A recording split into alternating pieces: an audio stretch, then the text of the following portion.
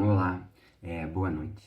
Meu nome é Marcos Reis Pinheiro, eu sou professor de filosofia da UF.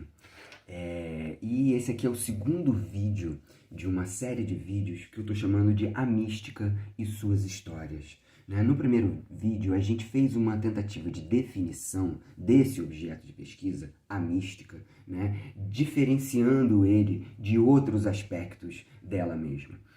Nesse vídeo eu vou querer falar de 4 conceitos relacionados a o que eu estou chamando de experiência da presença da divindade. Eu quero falar de êxtase e entusiasmo e quero falar de unificação e deificação. Eu me explico. Olha só, a definição de experiência da presença da divindade remete a um sujeito que experimenta essa divindade e uma divindade que é experimentada por esse sujeito, certo? Então, a mística, que é o estudo da experiência da presença da divindade, pensa muito que tipo de relação esse sujeito e esse objeto divino têm. Será que eles viram a mesma coisa? Quando o místico experimenta Deus, ele e Deus são a mesma pessoa? Ou será que ele sai de si? Ele tem a experiência do êxtase, que quer dizer sair de si. Ou é o Deus que entra nele, o conceito de entusiasmo, que é o Deus entrando nele. Ou ele tem uma unificação com Deus. Então eu quero, nesse vídeo, fazer a gente pensar sobre a mística com os conceitos de êxtase e entusiasmo, de unificação e deificação. Mas antes disso, eu quero falar um pouco mais sobre essa série, O que eu quero apresentar aqui? Eu vou ficar no mundo greco-romano. Eu vou começar falando das experiências místicas nas religiões de mistério, nos mistérios dionisíacos, nos mistérios de Eleusis e nos mistérios órficos. Quero falar do que a gente poderia chamar de mística em Platão. Depois eu quero andar e falar do que a gente pode chamar de mística no movimento neoplatônico, tanto cristão quanto pagão. Então vão ser sempre vídeos assim, entre 10 e 15 minutos, em que eu realço alguns aspectos da experiência mística, do que se pode chamar de mística nessa tradição, desde o século 6 a.C. até o século 6 depois de Cristo. Certo? Então, a cada um dos episódios, eu vou provavelmente salientando como que cada uma dessas tradição pensou essa experiência da presença da divindade. Mas vamos lá. O que a gente pode falar hoje? Porque quando a gente fala disso, desses 3 conceitos que definem a mística, experiência da presença da divindade, como eu disse, esses 3 conceitos, eles são problemáticos. O que você quer dizer exatamente por experiência? O que você quer dizer exatamente por presença? E o que você quer dizer exatamente por divindade? Certo? Então, para a gente pesquisar esse objeto, a gente vai ter que delimitar ou encontrar sutilezas, encontrar diferenças, realçar essas características dessas 3 propriedades, desses 3 aspectos, da experiência, da presença da divindade. Um dos conceitos fundamentais da experiência mística na antiguidade é o termo êxtase, que etimologicamente quer dizer, tem o prefixo ek, e o termo principal ali, o histemi, que é estar, estasis, vem de histemi. Então, ecstasis é estar para fora, vai dar o termo existência também, essa mesma construção. Mas o termo êxtasis, ele quer dizer, ele descreve o ser humano quando ele está fora de si mesmo. Quando o ser humano não é mais... O que é exatamente estar fora de si? Você pode imaginar exatamente também a experiência da alma ou do núcleo consciente do sujeito sair de si e ir para outras dimensões, ir para outro mundo, ir para outro lugar. né? A experiência do êxtase é um sair de si, ou também a própria experiência da loucura, da mania. O termo mania e êxtase, eles têm algum tipo de relação, especialmente na tradição dos mistérios dionisíacos, né? A pessoa fica louca, ela não é mais ela mesma. Ela começa a falar coisas que ela normalmente não fala, ela não se experimenta como ela mesma. Né? Então, o êxtase pode ser alcançado de diversas maneiras, por uma dança, por uma música, por movimentos respiratórios, enfim, e por fazendo filosofia, por raciocinando, né? Enfim.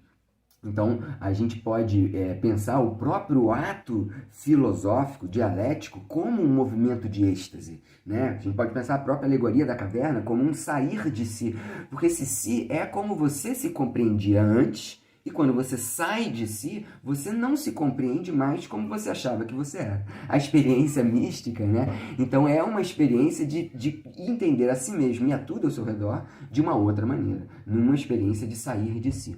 Né? E o que seria o seu correlato?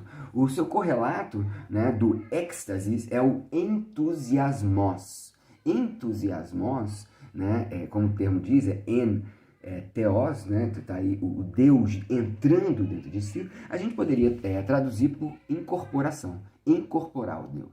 De alguma maneira o Deus, mas não é necessariamente isso, é o Deus, não é você que sai de si e vai até Deus, como na experiência do êxtase, como nas viagens xamânicas, mas é mais como um sacerdote, né, um profeta, que o Deus vem até o místico e entra nele, ele se torna possuído pelo Deus.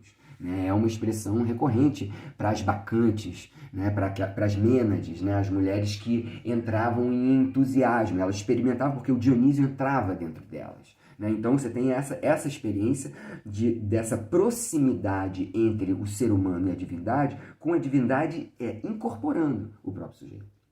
Bom, então a gente falou aí de dois conceitos, êxtases e entusiasmos. Por outro lado, a gente também tem que falar do conceito que é um conceito bem óbvio, assim, de divinização ou deificação. Né? A palavra Deus no latim tem esse dei aí, né? Tá vinculado ao termo Deus, né? Esse deificação é ser Deus, virar Deus, tornar-se Deus. Em grego, theos é o termo para Deus, né? E se coloca o sufixo osis, que é fazer aquilo que o substantivo diz, né? Então, deusizar, deusar-se, se vocês me permitem a brincadeira, né? Ser Deus, divinizar-se, deificar-se. Né? A experiência mística é uma experiência de proximidade tal entre o sujeito e a divindade que o sujeito experimenta ele mesmo como algo divino.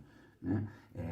Se Deus entra em você, se Deus é você de alguma maneira, né, você se torna a divindade, ou parte da divindade. Né? Então, o termo deificação é um conceito muito importante, né, nos estudos da mística. Né? E, por outro lado, eu quero terminar falando do termo de unificação, ren. O termo em grego, né, ren, de novo você bota esse mesmo sufixo, osis, não? Então a gente chama de renosis, né? Tornar-se uno, unizar-se, né? Unar, né? Se você fosse brincar com as palavras, né? O termo é unificação, né? Então eu e Deus nos unamos, nos unificamos, né? É assim que a gente fala, mas eu estou tentando chamar a atenção para esse movimento de tornar-se um entre o sujeito que tem a experiência mística e o objeto que é, digamos, compreendido misticamente. Né? Então, o que a gente já vê aí? Alguns elementos, né, para a gente pensar e para a gente problematizar, para não ficar simples esse objeto de pesquisa. Né? Tudo bem, já sei o que é a experiência da divindade, né, da presença da divindade. Pelo contrário, a gente tem que, se a gente é pesquisador, a gente tem que estranhar esse objeto. A gente tem que ver características estranhas, esquisitas desse objeto. Certo? Então, acho que a gente pelo menos falou de algumas características.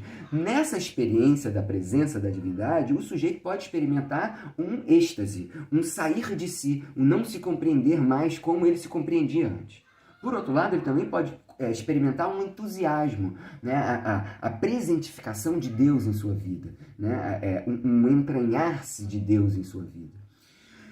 Também relata-se muito, né, da experiência da presença da divindade, uma deificação, em que o próprio sujeito pensa a si mesmo como divino, ou se experimenta como uma divindade. Né? Então, a deificação, a teosis. E, por fim, né, a gente pode pensar numa unificação, num tornar-se o sujeito que conhece e o objeto conhecido. Bom, a gente ainda tem outros conceitos a trabalhar, né, sobre a mística grega, o próprio conceito mística, e um conceito muito importante que a gente vai trabalhar é de teologia negativa. Certo? Mas isso vão ser os próximos vídeos que vão vir, provavelmente um por semana. Eu vou ver como eu consigo trabalhar a produção desses vídeos, certo? Então agradeço muito a presença, a audiência de vocês até agora, e novamente recomendo a vocês visitarem a página